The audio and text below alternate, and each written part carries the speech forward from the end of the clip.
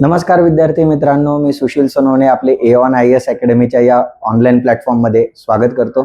मित्रांनो, आपण 31 मे 2026 रोजी जी काही राज्यसेवा पूर्वपरीक्षा होणार आहे या पूर्वपरीक्षेसाठी आपण संभाव्य प्रश्नांची एक सिरीज घेऊन आलेलो आहोत की ज्यामध्ये आपण राज्यसेवा पूर्वपरीक्षेसाठी जे काही अत्यंत महत्त्वाचे टॉपिक्स आहेत बरोबर, त्या टॉपिक्सवर आपण एक एक व्हिडिओ काय करत आहोत तुमच्या समोर आणत आहोत. या एका व्हिडिओमध्ये तुम्हाला एवढा अभ्यास करून घेतला जाणार आहे की इथं आपण त्याला नावच दिलेलं बघा, एक क्लास टॉपिक खलास. याचा अर्थ काय की आपण इथे एक टॉपिक जरी तुम्ही एवढा व्हिडिओ जरी करून गेला तरी या व्हिडिओच्या बाहेर तुम्हाला व्यतिरिक्त काही करण्याची गरज येणार नाहीये. त्यामुळे यामध्ये तुम्हाला PYQ प्लस संभाव्य प्रश्न अशा दोन्ही प्रश्नांची तुमच्याकडनं काय करून घेतली जाणार आहे, तयारी करून घेतली जाणार आहे. सो हा व्हिडिओ शेवटपर्यंत बघायचा आहे. सर्व जे विद्यार्थी लाईव्ह आलेले आहेत त्यांनी काय करायचं आहे, आपल्या या व्हिडिओला सबस्क्राईब करायचं आहे, लाईक कमेंट आणि शेअर करायला विसरायचं नाहीये. चला जाऊया आजच्या पहिल्या प्रश्नाकडे. सर्वात पहिले आपण PYQ समजून घेणार आहोत या टॉपिकवर आलेले आणि मग त्यानंतर आपण संभाव्य प्रश्नांकडे जाणार आहोत, जेणेकरून तुमचा कुठलाही प्रश्न यामधून शिल्लक राहता कामा नाही. ओके, बघा आता हा प्रश्न विचारण्यात आलेला आहे राज्यसेवा पूर्वपरीक्षा 2022 मध्ये.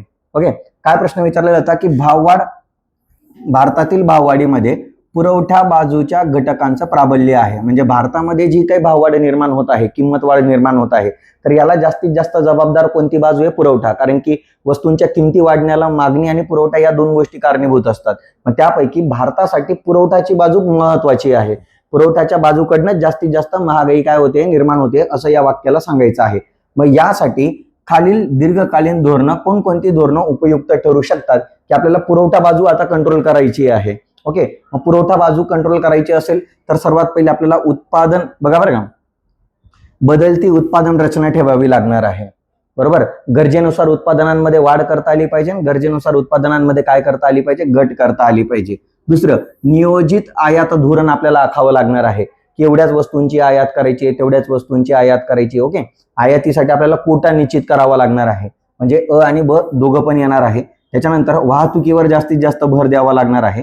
आणि सगळ्यात महत्वाची गोष्ट की ज्या नाशवंत वस्तू आहेत की ज्या जास्त वेळ टिकू शकत नाही, तर अशा वस्तूंसाठी आपल्याला साठवणूक करण्याची काय करावी लागणार आहे, सुविधा निर्माण करावी लागणार आहे, जेणेकरून नाशवंत वस्तू आपल्याला दीर्घ कालावधीसाठी काय करता येऊ शकतात, यूज करता येऊ शकतात. म्हणजे पुरवठ्यामध्ये कसलाही बदल घडवून आणता येणार, म्हणजे कसलाही बदल होता कामा नये. यासाठी आपल्याला जास्तीत जास्त साठवणूक सुविधा काय कराव्या लागणार आहे, निर्माण कराव्या लागणार आहेत. म्हणून हे चारही पर्यायांद्वारे आपण या भाववाढीवर जी पुरवठ्याच्या बाजूने आहे तिच्यावर नियंत्रण ठेवू शकतो. ओके, म्हणून याचा पर्याय क्रमांक येणार आहे वरीलपैकी सर्व. पुढचा प्रश्न बघा. पुढचा प्रश्न होता राज्यसेवा पूर्वपरीक्षा 2021. ओके, याच्यामध्ये काय प्रश्न आहे बघा, पुढील विधाने विचारात घ्या आणि आपल्याला विचारलंय की बरोबर विधानं कोणती आहेत हे आपल्याला समजून घ्यायचं आहे. मग इथं म्हटलेलं आहे की रांगती जी चलनवाढ आहे, ज्याला क्रिपिंग इन्फ्लेशन म्हटलं जातं. कोणती इन्फ्लेशन म्हटलं जातं? क्रिपिंग इन्फ्लेशन म्हटलं जातं. ओके, तर ही जी क्रिपिंग इन्फ्लेशन आहे की म्हणजे जिथं चलनवाढीचा जो दर असतो हा 2 ते 3% घरामध्ये असतो. ओके, तर ही जी चलनवाढ आहे, ही चलनवाढ असं म्हटलेलं आहे की ही चलनवाढ आर्थिक वाढीसाठी आणि अनुकूल परिणामांसाठी फायदेशीर असू शकते. इथं शक्यता वर्तवलेली आहे. खऱ्या अर्थाने देशासाठी जी फायदेशीर असणारी जी चलनवाढ आहे तिला म्हणतात चालणारी चलनवाढ. कोणती चलनवाढ? चालणारी चलनवाढ, की जिच्या वाढीचा दर असतो 4 ते जवळपास 10% बरोबर. आणि 10% जास्त असेल तर त्याला आपण अति चलनवाढ असं म्हणत असतो. ओके, मग एक सिंपल आहे की जेव्हा लक्षात ठेवा देशाच्या अर्थव्यवस्थेसाठी चांगली कोणती चलनवाढ आहे? चालणारी. बरोबर, की ज्याच्यामध्ये 4-5% चलनवाढीचा दर असतो. आणि बघा ना, आपलं RBIचं धोरण पण काय आहे, आपण मौद्रिक धोरण काय म्हणतोय रे, की मौद्रिक धोरण निश्चित करण्यासाठी RBI 4% CPI कंबाईनचा दर मेंटेन करते. CPI कंबाईनचा दर RBI किती मेंटेन करते? 4%, पण ±2% विंडो आपण खुली ठेवलेली. याचा अर्थ कमीत कमी 2% ते जास्तीत जास्त 6% जर महागाईचा दर असेल तर ती देशासाठी चांगली आहे असं RBI स्वतः म्हणत आहे. बरोबर, आणि 4%पेक्षा जी जास्त महागाई असते तिला आपण चालणारी चलनवाढ म्हणतो आणि ती देशासाठी चांगली आहे. ओके, हिच्याद्वारे देशाचा चांगला विकास होत असतो. परंतु इथं म्हटलेलं आहे रांगणारी चलनवाढ, रांगणारी चलनवाढ. रांगती चलनवाढ म्हणजे रांगणारी चलनवाढ, म्हणजे जीचा चलनवाढीचा दर 2%पेक्षा आपण कसा आहे 2 ते 3% घरात आहे. याचा अर्थ काय की ही देशासाठी चांगली वाढ घडवून आणू शकत नाहीये. परंतु एक आहे की याच्याद्वारे एक चांगलं थोड्याफार प्रमाणामध्ये देशाची आर्थिक वाढ होत राहणार आहे. बरोबर, अनुकूल जास्त परिणाम पाहायला नाही भेटणार, जास्तीत जास्त अनुकूल परिणाम पाहायला नाही भेटणार, पण थोड्याफार प्रमाणामध्ये आपल्याला याच्यामध्ये अनुकूल परिणाम पाहायला मिळू शकतात. कारण की ही काय आहे, शक्यता वर्तवलेली आहे. बरोबर, म्हणून पहिलं स्टेटमेंट काय आहे, करेक्ट आहे.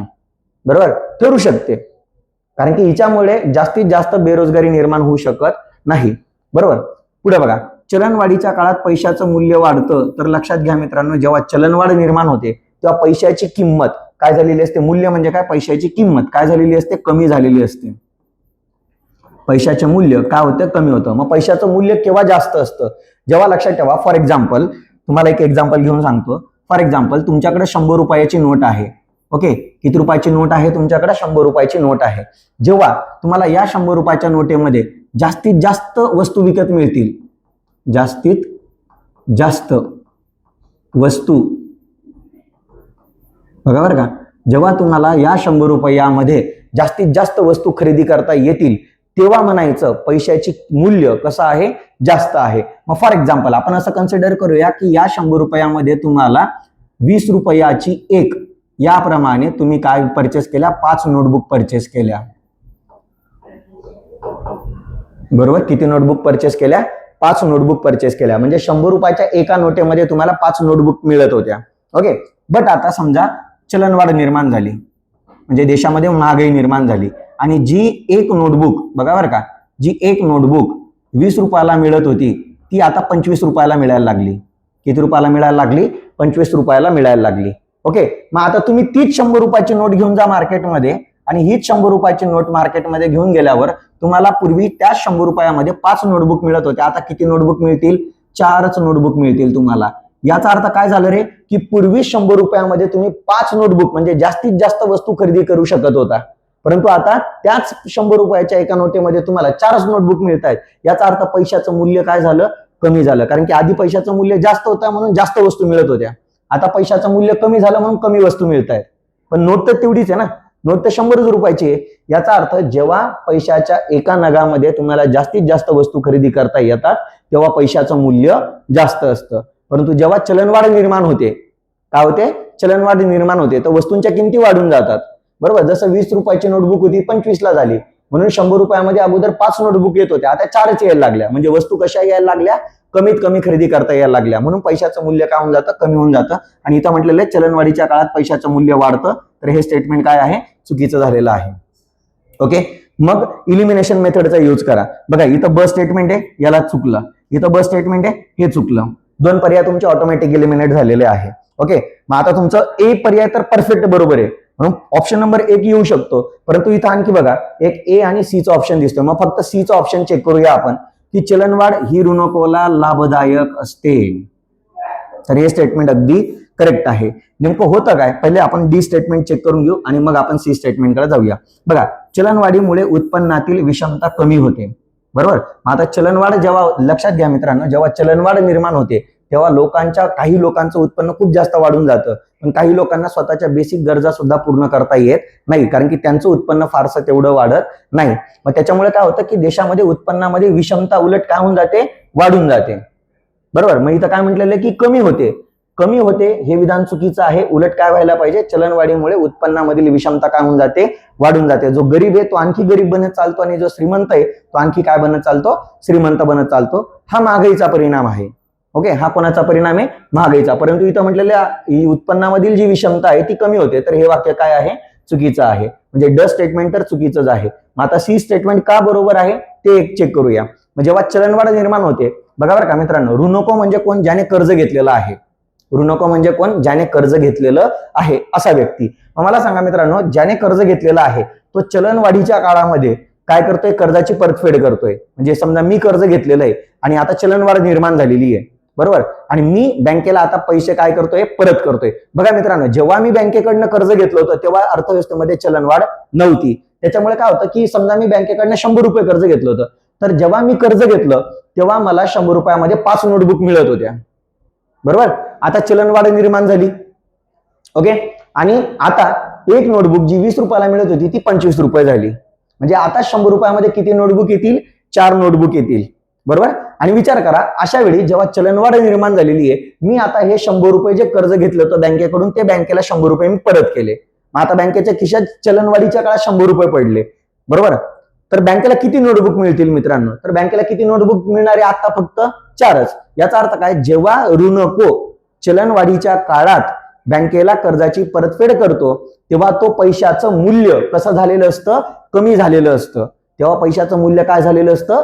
कमी झालेलं असतं. म्हणून जेव्हा ऋणको कर्ज घेतो तेव्हा बघा बरं का, चलनवाढीच्या काळामध्ये आपण कर्ज घेत नाही. जेव्हा मंदी सदृश्य परिस्थिती असते, जेव्हा जास्तीत जास्त पैशांची आवश्यकता असते, तेव्हा आपण कर्ज घेतो. म्हणजे जेव्हा पैशाचं मूल्य जास्त असतं तेव्हा आपण कर्ज घेतो. जेव्हा पैशाचं मूल्य जास्त असतं तेव्हा आपण कर्ज घेतलेलं आहे. आणि चलनवाढीच्या काळात जर आपण कर्जाची परतफेड करत असू तर तेव्हा पैशाचं मूल्य काय झालेलं असतं? कमी झालेलं असतं. म्हणजे जो धनको आहे, म्हणजे ज्याने कर्ज दिलेलं आहे, त्याला कमीत कमी पैशाची शक्ती प्राप्त होत असते. म्हणून सिंपल आहे की हे चलनवाढीच्या काळामध्ये ऋणकोला लाभ काय होत असतो? होत असतो. मग ऋणकोला लाभ होतो, तर धनकोला म्हणजे ज्याने कर्ज वाटलेलं आहे, धनकोला काय होतो? तोटा होतो. कारण की त्याला आता पैसे भेटलेले, पण त्या पैशामुळे तो जास्तीत जास्त वस्तू विकत घेता येऊ शकत नाहीये त्याला, कारण की पैशाची खरेदी शक्ती काय झालेली आहे? कमी झालेली आहे. ओके. म्हणून अ आणि क हे स्टेटमेंट काय आहे? करेक्ट आहे. पर्याय क्रमांक किती येणार आहे? 4 येणार आहे. पुढे बघा, पुढचा प्रश्न, राज्यसेवा पूर्व परीक्षा 2019 काय म्हटलेलं आहे की घाऊक किंमत निर्देशांकामध्ये म्हणजे होलसेल जो प्राइस इंडेक्स आहे त्यामध्ये पुढीलपैकी कोणत्या वस्तूंचा विचार केला जातो? कोणकोणत्या वस्तू याच्यामध्ये समाविष्ट असतात? तर बघा मित्रांनो, हा जो WPI आहे, लक्षात घ्या, हा WPI जो आहे हा सर्वात पहिल्यांदा भारताच्या इतिहासात स्वातंत्र्यपूर्व 1937 मध्ये सुरू करण्यात आला होता आणि 1942 पासून हा नियमितपणे काय केला जात आहे? जाहीर केला जात आहे. हा WPI जो आहे हा मोजणारी जी संस्था आहे तो वाणिज्य व उद्योग मंत्रालयाचं, वाणिज्य व उद्योग मंत्रालय जे आहे, ओके, तर या उद्योग मंत्रालयाच्या आर्थिक सल्लागार विभागाकडून काय केला जात असतो? जाहीर केला जात असतो. मग आपल्याला माहिती पाहिजे की WPI कोण जाहीर करतं? तर कोण जाहीर करतं? वाणिज्य व उद्योग मंत्रालय जाहीर करतं. कधीपासून जाहीर करते? तर 1942 पासून नियमितपणे जाहीर करत आहे. सध्या या WPI साठी बघा बरं का, सध्या या WPI साठी जे काही आधारभूत वर्ष आहे, बरोबर, जे बेस इयर आहे, ओके, तर हे जे बेस इयर आहे हे 2011-12च आहे. ओके. आणि याचा सुद्धा बेस इयर चेंज करण्याचा प्रस्ताव सरकारला देण्यात आलेला आहे, परंतु तो प्रस्ताव विचाराधीन आहे. त्याच्यामुळे आजही जर तुम्हाला कोणी एक्झामला प्रश्न विचारला की WPI चा आधारभूत वर्ष कोणतं आहे, तर WPI चा आधारभूत वर्ष कोणतं आहे? 2011-12च आहे. आणि 2011-12च्या WPI नुसार हा जो WPI आहे हा प्राथमिक वस्तू, उत्पादित वस्तू आणि इंधन या तीनही घटकांद्वारे काय केला जात असतो? विचार करून मोजला जात असतो. आणि या तीनही घटकांचा विचार करून 697 वस्तूंचा, किती वस्तूंचा? 697, 697 वस्तूंचा WPI काय केला जात असतो? मोजला जात असतो. ओके. म्हणून आपल्याला एवढी माहिती या WPI बद्दल माहिती असणं काय आहे? आवश्यक आहे. काय माहिती लक्षात पाहिजे? WPI कधीपासून जाहीर होतो? 1942 पासून नियमितपणे. कोण मोजतं? वाणिज्य व उद्योग मंत्रालय मोजतं. कोणतं बेस इयर आहे? 2011-12 बेस इयर आहे. 2011-12 नुसार कोणत्या वस्तूंद्वारे मोजला जातो? तर 3 वस्तूंद्वारे. प्रायमरी गुड्स, नंतर तुमचं फ्युएल आणि तुमचं मॅन्युफॅक्चरिंग गुड्स, या तिघांद्वारे मोजला जातो. मग एकूण किती वस्तूंचा मोजला जातो? तर एकूण 697 वस्तूंचा मोजला जातो. म्हणून याचा पर्याय क्रमांक किती येणार आहे? वरीलपैकी सर्व. ओके. पुढच्या प्रश्नाकडे जाऊया. पुढचा प्रश्न आहे राज्यसेवा पूर्व परीक्षा 2018 काय म्हटलेलं आहे? किंमत वाढीस कारणीभूत असणारा पुढीलपैकी कोणता घटक पुरवठाजन्य नाही? पुरवठाजन्य नाही याचा अर्थ पुरवठ्याच्या बाजूने नाहीये, बरोबर, पुरवठ्याच्या बाजूने नाहीये. मग पुरवठ्याच्या बाजूने नाहीये याचा अर्थ हा घटक कोणत्या बाजूने पाहिजे? मागणीच्या बाजूने पाहिजे. मागणीच्या बाजूचा घटक शोधायचा आहे, बरोबर. म्हणजेच आपल्याला भाववाढ निर्माण करण्यामध्ये, बरोबर, दोन गोष्टी आहे ना, भाववाढ 2 गोष्टींमुळे निर्माण होऊ शकते. एकतर मागणी वाढल्यामुळे भाववाढ निर्माण होऊ शकते, एकतर पुरवठा कमी झाल्यामुळे काय निर्माण होऊ शकते? भाववाढ निर्माण होऊ शकते. मग आपल्याला यापैकी कोणत्या बाजूने, आपल्याला कोणत्या बाजूचा घटक बघायचा आहे? मागणीच्या बाजूने. म्हणजेच ज्या घटकामुळे अर्थव्यवस्थेमध्ये मागणी काय होते? वाढून जाते, आणि मागणी वाढल्यामुळे मग देशामध्ये काय निर्माण होते, महागाई निर्माण होते. असा घटक आपल्याला या प्रश्नामध्ये काय करायचा आहे, शोधायचा आहे. मग बघा मित्रांनो, इथं बघा निर्यात वाढ. मला सांगा मित्रांनो, जर निर्यात वाढ झाली तर काय होणार, देशातल्या वस्तू, जास्तीत जास्त वस्तू परदेशाला काय केल्या जातील, विकल्या जातील. बरोबर. मग मला सांगा, जर भारताच्या जास्तीत जास्त वस्तू परदेशाला विकल्या जातील तर भारतामध्ये वस्तूंचा पुरवठा काय होणार, कमी होऊन जाणार. बरोबर. आणि म्हणून किंमत वाढ निर्माण होणार. मग काय कमी झालं होतं इथं, पुरवठा कमी झाला. म्हणजे ही जी किंमत वाढ आहे, निर्यात वाढ आहे, हा कोणत्या बाजूचा घटक आहे, पुरवठ्याच्या बाजूचा घटक आहे. म्हणून हा घटक येणार नाही. बरोबर. दुसरं, साठा करायला लागले लोक. साठा करणं म्हणजे काय करणं, वस्तूंचा स्टॉकिंग करायला सुरुवात करणं, वस्तू स्टॉक करून ठेवणं. बरोबर. मग स्टॉक केलं तर काय होणार, समजा मी खूप जास्त वस्तू मी आत्ताच खरेदी करून ठेवल्या आणि तो काय करून ठेवला, स्टोअर करून ठेवल्या, तर माझ्याजवळ पुरवठ्यामध्ये काय झाली, वाढ झाली. बरोबर. आणि मी अर्थव्यवस्थेमधला वस्तूंचा पुरवठा काय करून टाकला, कमी करून टाकला. मग कमी झाला ना पुरवठा, म्हणजेच साठा करणं हा सुद्धा घटक येणार नाही, कारण की साठा करणं हा सुद्धा कोणत्या बाजूचा घटक होणार, पुरवठ्याच्या बाजूचा घटक होणार. पुढचाच बघा, तिथं डी मध्ये दुष्काळ दिसतोय. मला सांगा की देशामध्ये समजा कोरडा दुष्काळ, ओला दुष्काळ पडला, त्याच्यामुळे काय होणार आहे मित्रांनो, समजा पाऊस पाणी खूप जास्त पडला तरी पिकांचं नुकसान होतं, आणि पाऊसच पाणी पडला नाही तर पिकांचं काय होऊन जातं, नुकसान होऊन जातं, म्हणजे पिकच येऊ शकत नाही. मग एक सिंपल आहे, जेव्हा दुष्काळ देशामध्ये निर्माण होतो तेव्हा उत्पादनात काय होते, बघा बरं का, तेव्हा उत्पादनात काय होते, घट होते. आणि उत्पादनात घट झाल्यामुळे पुरवठा काय होऊन जातो, कमी होऊन जातो. म्हणजे हा पण घटक कोणाच्या बाजूने, पुरवठ्याच्या बाजूने आहे. विचार करा मित्रांनो, 4 पर्याय दिलेले, 4 पर्यायापैकी 3 पर्याय जर पुरवठ्याच्या बाजूने असतील तर निश्चितपणे आपला एकच पर्याय उरला, तो म्हणजे कोणता, पतनिर्मितीमध्ये वाढ. आणि पतनिर्मितीमध्ये वाढ म्हणजे काय, बँकांनी कर्ज वाटलीत, बँकांनी जास्तीत जास्त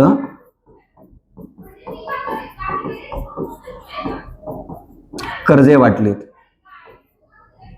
बँकांनी जास्तीत जास्त काय वाटलीत, कर्ज वाटली. आणि कर्ज वाटल्यामुळे काय झालं, लोकांजवळील पैसा वाढला, लोकांजवळील पैसा वाढला. मग आता मला सांगा, जर लोकांजवळचा पैसा वाढला, बरोबर, तर लोक वस्तू आणि सेवांवर काय करतात, खर्च करतात. म्हणजे वस्तू आणि सेवांची मागणी काय झाली, वाढली. मग बघा मित्रांनो, पतनिर्मितीमध्ये वाढ झाल्यामुळे एकमेव घटक आहे जो काय करतोय, तुमची मागणी वाढवतोय. म्हणून पतनिर्मितीमध्ये वाढ हा एकमेव घटक कोणत्या बाजूचा आहे, पुरवठाजन्य बाजूचा नाहीये. म्हणजे हा घटक कोणत्या बाजूचा आहे, मागणीच्या बाजूचा आहे. म्हणून ऑप्शन नंबर काय येणार आहे, फक्त क, पर्याय क्रमांक 4. ओके.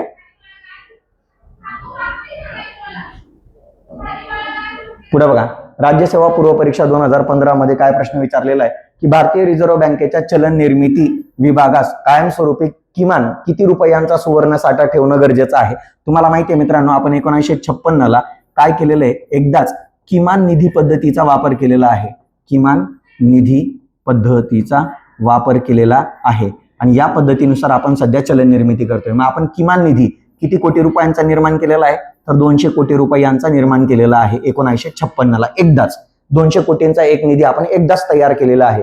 मग या 200 कोटी रुपयांमध्ये आपण काय केलेलं आहे, 115 कोटी रुपयांचं आपण गोल्ड परचेस केलेलं होतं आणि 85 कोटी रुपयांचं आपण काय केलेलं आहे, परकीय सरकारी रोखे, काय परकीय सरकारी रोख्यांमध्ये आपण तो 85 कोटी रुपये काय केलेले होते, इन्व्हेस्ट केलेले होते. आणि हे जे गोल्ड आहे मित्रांनो, हे फक्त 62.5 रुपये तोळा याप्रमाणे घेतलेलं होतं आपण. विचार करा रे मित्रांनो, त्यावेळी एवढ्या 115 कोटी रुपयांमध्ये किती सोनं परचेस केलं असेल आपण. ओके, बरोबर. म्हणून आपल्याला ते विचारलंय की कायमस्वरूपी किती सुवर्णाचा साठा ठेवणं गरजेचं आहे, तर 115 कोटी रुपयांचा सुवर्णाचा साठा लक्षात ठेवणं, आपल्याला कायमस्वरूपी ठेवणं काय आहे, गरजेचं आहे. ही पद्धत लक्षात ठेवा. 1956 ची किमान निधी पद्धत होती. याच्या अंतर्गत 200 कोटी रुपयांचा एकदाच निधी ठेवलेला आहे. त्याच्यामध्ये 115 कोटी रुपयाचं सोनं आहे, तर 85 कोटी रुपये आपण परकीय सरकारी रोख्यांमध्ये काय केलेले, इन्व्हेस्ट केलेले आहे. ओके, एवढे होते संभाव्य प्रश्न. ओके, आता आपण या घटकावर संपूर्ण कोणते प्रश्न बघणार आहोत, संभाव्य प्रश्न बघणार आहोत. ओके, आणि या संभाव्य प्रश्नांमधून हा संपूर्ण टॉपिक तुमचा क्लिअर होणार आहे. म्हणजे या टॉपिक व्यतिरिक्त तुम्हाला दुसरा तिसरा कोणतंही पुस्तक ओपन करण्याची गरज राहणार नाही. सर्व प्रश्न यातूनच तुमचे क्लिअर होणार आहेत. ओके, पुढे बघा, मग घाऊक किंमत निर्देशांकामध्ये म्हणजे WPI मध्ये अगेन पहिला प्रश्न कोणावर घेतलेला, आपण WPI वर फॉर्म केलेला आहे की या निर्देशांकामध्ये पुढील पैकी कोणते घटक समाविष्ट आहेत. बरोबर. मग आताच तुम्हाला बोललो मी की WPIचा आपण पहिलाच PYQ बघितलेला होता आणि WPIच्या PYQ मध्ये आपल्याला तेच विचारलं होतं की घाऊक किंमत निर्देशांकामध्ये कोणकोणत्या घटकांद्वारे किंवा कोणकोणते घटक विचारात घेतले जातात. तर मी तेव्हा तुम्हाला पण बोललो होतो की प्राथमिक वस्तू आहे, ओके, इंधन व ऊर्जा आहे आणि उत्पादित वस्तू आहे. Fuel and power, primary goods आणि मॅन्युफॅक्चरिंग गुड्स. अगेन तुम्हाला इथं रिपीट करतो की हे या 3 घटकांचा विचार करून 2011-12 या बेस इयर नुसार WPI कोण मोजत असतो? वाणिज्य व उद्योग मंत्रालय. वाणिज्य व उद्योग मंत्रालय. ओके, झालं. एवढं तुम्हाला या WPI बद्दल माहिती असायला हवं. आणि या 3ही घटकांचा विचार करून एकूण 697 वस्तू व सेवांचा काय मोजला जातो? WPI मोजला जातो. ओके, एवढं तुम्हाला WPI बद्दल माहिती असणं आवश्यक आहे. म्हणून पर्याय क्रमांक काय येणार आहे? ABC. ओके, ABC पर्याय कुठे आहे? अ ब क. पर्याय क्रमांक 1 आहे. ओके, पुढे जाऊया. दुसरा प्रश्न बघा. आता याच्यामध्ये मी तुम्हाला दिलेला आहे की मी तुम्हाला अगोदर पण बोललेलो आहे की वाणिज्य व उद्योग मंत्रालयाच्या आर्थिक सल्लागार विभागाकडून हा दर महिन्याला प्रकाशित केला जातो. मे 2017 पासून याचा आधारभूत जे वर्ष आहे, बेस इयर जे आहे ते 2011-12 आहे. याची शिफारस कोणी केलेली होती? सौमित्र चौधरी यांनी केलेली होती. ओके, आणि 2011-12च्या बेस इयर नुसार याच्यामध्ये 697 वस्तू आहेत. बस एवढंच तुम्हाला लक्षात ठेवायचं आहे. ओके, मग या 697 वस्तूंपैकी ज्या प्रायमरी गुड्स आहेत त्या 117 आहेत. त्याच्यानंतर इंधन व ऊर्जामध्ये 16 वस्तू आहेत आणि उत्पादित वस्तूंमध्ये एकूण 564 वस्तू आहेत. आणि तिघांची बेरीज केली तर आपल्याला किती येते? 697 येते. एवढंच तुम्हाला याच्याबद्दल लक्षात ठेवायचंय. मग ज्या वस्तू जास्त असतील त्यांना वेटेज पण कसं दिलं जाणार? जास्त. जसं इथं 564 वस्तू आहे त्याचं वेटेज जास्त आहे. इथं 16 वस्तू आहे याचं वेटेज कसं आहे? सगळ्यात कमी आहे. ओके, जितक्या वस्तू जास्त तेवढं वेटेज कसं असेल? जास्त असेल. ओके, पुढच्या प्रश्नाकडे जाऊया. पुढचा प्रश्न बघा. काय प्रश्न विचारलेला आहे की आधारभूत वर्षानुसार खालील निर्देशांकांच्या योग्य जोड्या लावा. आता आपल्याला वेगवेगळे इंडिकेटर्स दिलेले, इन्फ्लेशन मेजर करणारे, चलनवाढ मोजणारे आणि त्यांचा आधारभूत वर्ष दिलेला आहे. कारण की रिसेंटली बऱ्याच इंडिकेटर्सचे आधारभूत वर्ष काय करण्यात आलेले आहे? चेंज करण्यात आलेले आहेत. म्हणून येणारा प्रश्न या आधारभूत वर्षांवरच असू शकतो ही संभाव्यता आहे. म्हणून त्याच्यासाठी आपण हा क्वेश्चन डिझाईन केलेला आहे. याच्यामध्ये बघा, जो CPI-IW आहे याचा अर्थ consumer price index for industrial worker, म्हणजे औद्योगिक कामगारांसाठीचा जो निर्देशांक आहे, तर हा जो निर्देशांक आहे याचा आधारभूत वर्ष सध्याचा आहे 2016 करण्यात आलेला आहे. ओके, त्याच्यानंतर जो CPI-AL आणि REL आहे. CPI-AL म्हणजे काय? CPI म्हणजे कंझ्युमर प्राइस इंडेक्स, AL म्हणजे फॉर ऍग्रिकल्चरल लेबर्स आणि REL म्हणजे फॉर रुरल लेबर्स. म्हणजे AL असेल किंवा रुरल असेल म्हणजे शेतमजुरांसाठीचा शेतमजुरांसाठीचा ग्राहक किंमत निर्देशांक किंवा ग्रामीण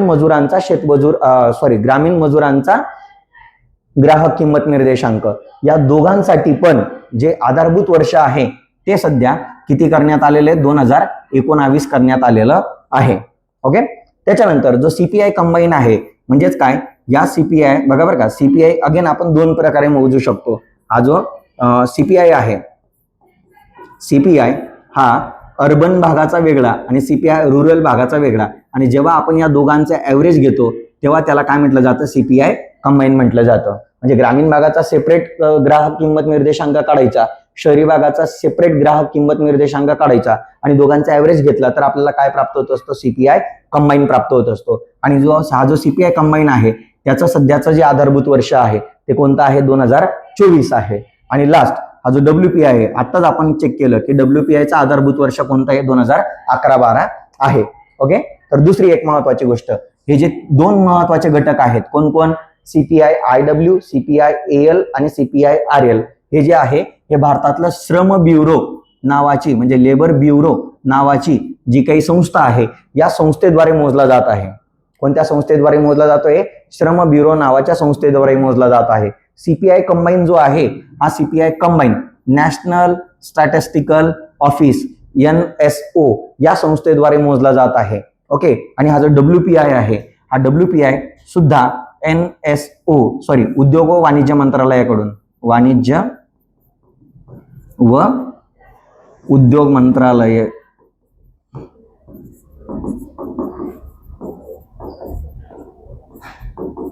ओके, मोजला जात आहे. म्हणजे आपल्याला हे महत्वाचे इंडिकेटर्स, त्यांचं बेस इयर आणि ती कोणती संस्था मोजते हे आपल्याला या इंडिकेटर्स बद्दल माहिती असणं आवश्यक आहे.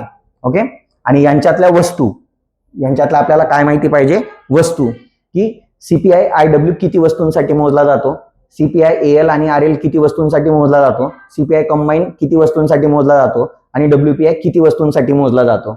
ओके, हे आपल्याला माहिती पाहिजे. ओके, त्यासाठी आपण पुढचा चार्ट घेतलेला आहे, त्याच्यामध्ये तुम्हाला सगळ्या गोष्टी क्लिअर करून देतो. मग बघा, याची जोडी काय येणार आहे, 1 2 3 4, पर्याय क्रमांक किती येणार आहे, 2. ओके, आता याचा आपण थोडंसं एक अनालिसिस वाला चार्ट पाहून घेऊ. हा चार्ट तुमच्या येणाऱ्या एक्झामसाठी मोस्ट इम्पॉर्टंट आहे. या चार्टच्या बाहेर प्रिलिम्सला प्रश्नच जाणार नाहीये. ओके, तर मग बघा, याच्यामध्ये सगळं दिलेलं आहे की डब्ल्यूपीआय जो आहे तो 1947 भारत स्वतंत्र झाल्यापासून नियमित मोजला जात आहे. मोजणारी संस्था कोणती आहे, वाणिज्य व उद्योग मंत्रालय. आधारभूत वर्ष कोणते आहे, 2011-12 आहे. किती वस्तूंसाठी मोजते, 697 वस्तूंसाठी मोजत असते. आणि हा घाऊक स्तरावरची महागाई मोजतो. म्हणजे होलसेल लेवलवरची जी काही इन्फ्लेशन आहे ते मेजर करण्यासाठी याचा वापर केला जातो. पुढचा आहे CPI IW. CPI IW for consumer price index for industrial worker. आणि हा जो इंडस्ट्रियल वर्कर आहे, हा जो इंडिकेटर आहे, हा 1944 पासून डिक्लेअर केला जात आहे. कोणाद्वारे, लेबर ब्युरोद्वारे.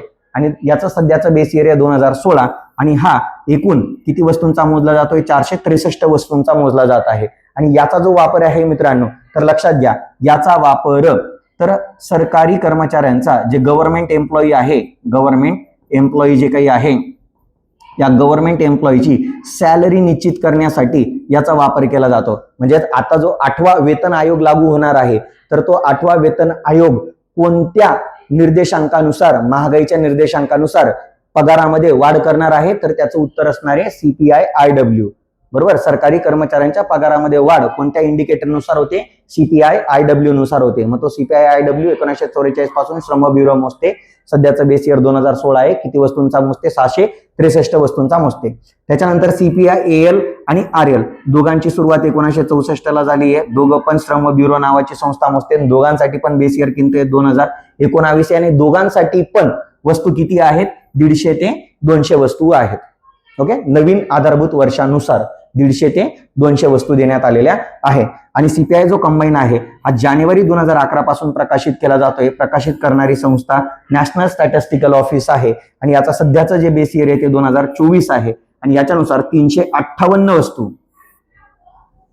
बरोबर, 358 वस्तू आणि सेवांचा विचार करून हा इंडिकेटर काय केला जातो, मोजला जातो. मग त्याच्यापैकी 308 वस्तू आहेत, तर 50 या सेवा आहेत. ओके, असं त्याचं काय करण्यात आलेलं आहे, वर्गीकरण करण्यात आलेलं आहे. ओके, हा या चार्टच्या बाहेर प्रश्न जाणार नाहीये. ओके, आता तुम्ही म्हणाल सर सीपीआय एएलचा वापर कशासाठी केला जातो, तर सीपीआय एएलचा जो वापर आहे, तर ग्रामीण भागातील जे शेतमजूर आहे त्यांच्या शेतमजुरीचा दर ठरविण्यासाठी सीपीआय एएलचा वापर केला जातो.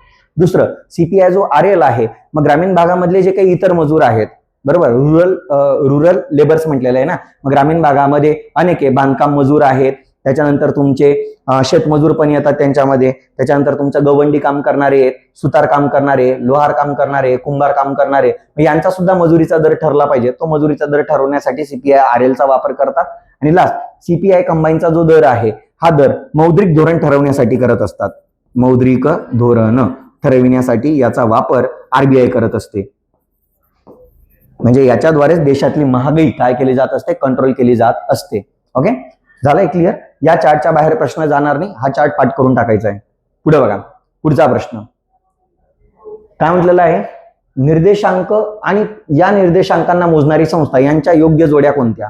ओके, मग आता बघा, आपल्याला योग्य जोड्या जुळवायच्या आहेत. या योग्य जोड्यांमध्ये बघा, सर्वात पहिली डब्ल्यूपीआय आहे. डब्ल्यूपीआय कोण मोजतं, वाणिज्य उद्योग मंत्रालय, अगदी बरोबर आहे. सीपीआय एएल कोण मोजतो, श्रम ब्युरो, हे पण अगदी करेक्ट आहे.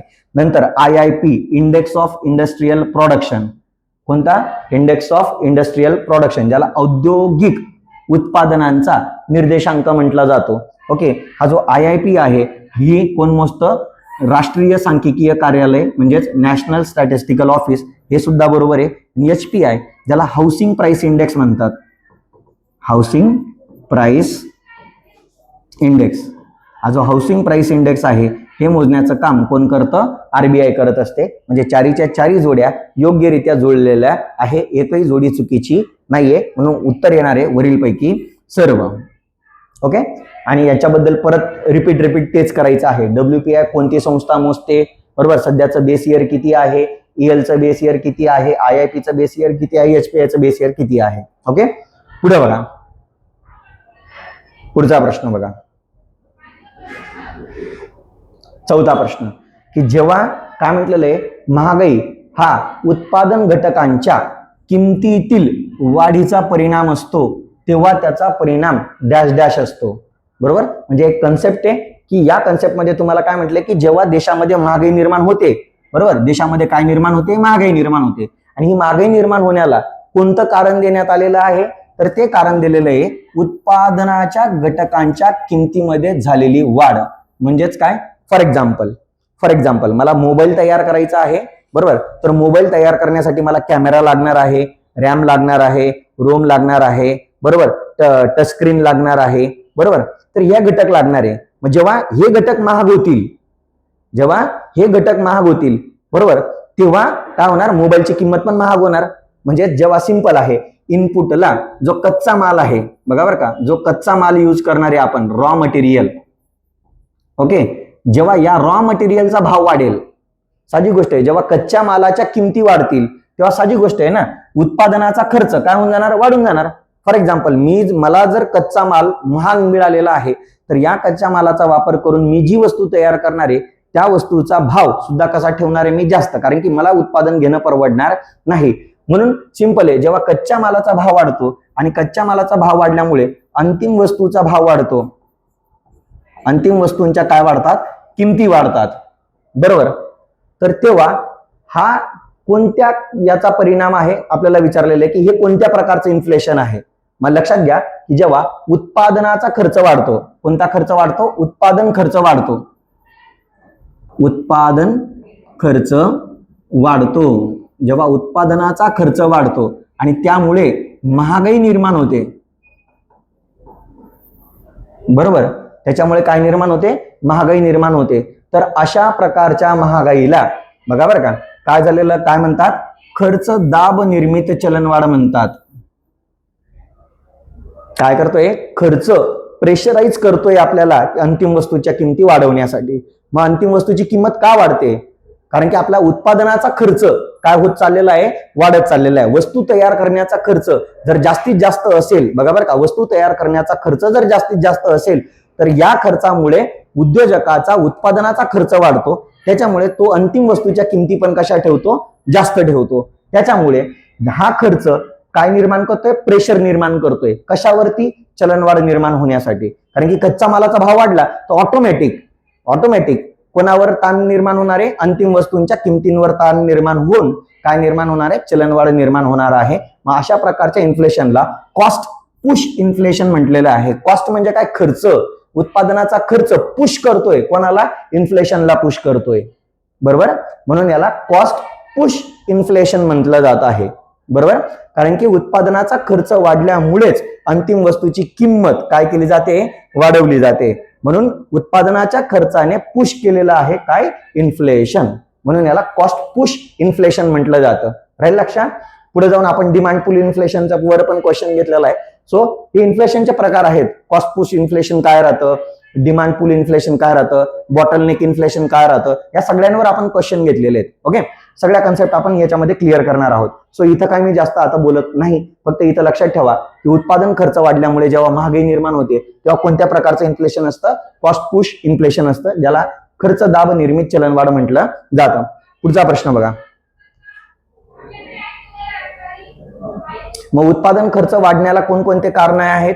तर बघा, उत्पादन खर्च कशामुळे वाढू शकतो उद्योजकांचा? तर नैसर्गिक संकट निर्माण झालं, बरोबर, किंवा अपुऱ्या पायाभूत सुविधा देशामध्ये निर्माण असतील, किंवा अपुरी औद्योगिक वाढ झालेली असेल, उत्पादनातील घट झाली असतील, कच्च्या मालाचं उत्पादन कमीत कमी झालेलं असेल, किंवा औद्योगिक कलह म्हणजेच कामगार आणि गिरणी मालक यांच्यामध्ये जो संघर्ष निर्माण होतो, कंपन्यांचे जे मालक असतात आणि कामगार असतात यांच्यामधला संघर्ष जर असेल, त्याच्यामुळे देखील होऊ शकतो. निर्यात, सट्टेबाजी, साठेबाजी याच्यामुळे देखील काय निर्माण होऊ शकतो? उत्पादन खर्चामध्ये वाढ होऊ शकतो, बरोबर.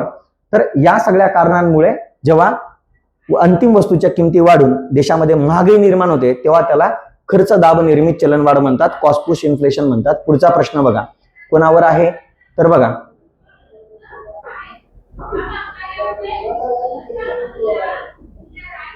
बघा चलनवाढ अतिरेकाबरोबर, म्हणजे जेव्हा एका साईडला चलनवाढ निर्माण होत आहे बरोबर, तेव्हा त्याच बरोबर एका बाजूला मंदी पण निर्माण होते आणि बेरोजगारीची परिस्थिती निर्माण होते. म्हणजे एका साईडला देशाची आर्थिक वाढ होते, पण उलट तुम्हाला तर माहितीये जेव्हा देशाची आर्थिक वाढ निर्माण होते उलट तेव्हा देशामध्ये काय झाली पाहिजे, रोजगार निर्मितीत वाढ झाली पाहिजे, बेरोजगारी कमी झाली पाहिजे, दारिद्र्यता कमी झाली पाहिजे बरोबर, हे घटक घडायला पाहिजे. परंतु इथं उलट म्हटलेलं आहे की एका साईडला तुमच्या देशाची काय होते, आर्थिक वाढ होते, तुमचा जीडीपी देशांना वाढताना दिसतोय, तुमच्या देशाचा जीडीपी वाढलेला दिसतोय, परंतु याच जीडीपी वाढी सोबतच देशामध्ये मंदीची परिस्थिती वाढत जात आहे, बेरोजगारीचा जो दर आहे तो वाढत जात आहे. म्हणजे एका साईडला तुमची चलनवाढ पण होते आणि एका साईडला तुमच्याकडे काय होतंय, चलन घट पण निर्माण होतंय. म्हणजेच काय, चलनवाढ आणि चलन घट एकाच सोबत, चलनवाढ आणि चलन घट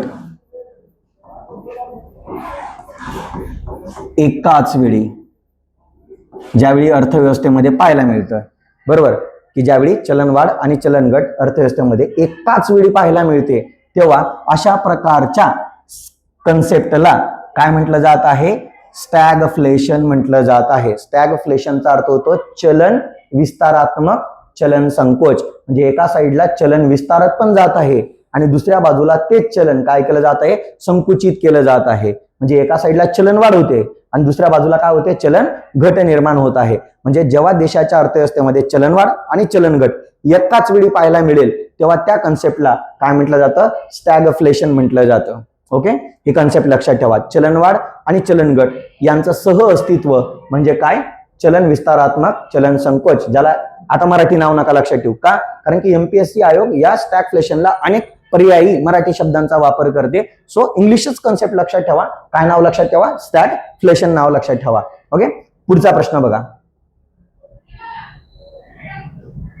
बघा आणि अशी परिस्थिती या स्टॅगफ्लेशनची अशी जी परिस्थिती आहे जी जगात पहिल्यांदा कधी पाहायला भेटली होती बघा, अशी परिस्थिती सगळ्यात पहिल्यांदा 1970 मध्ये अमेरिकेच्या अर्थव्यवस्थेमध्ये पाहायला भेटलेली होती. कसं बघा, तेव्हा अमेरिकेच्या अर्थव्यवस्थेमध्ये बेरोजगारीचा दर 6% होता. म्हणजे बेरोजगारीचा दर कसा होता, खूप जास्त.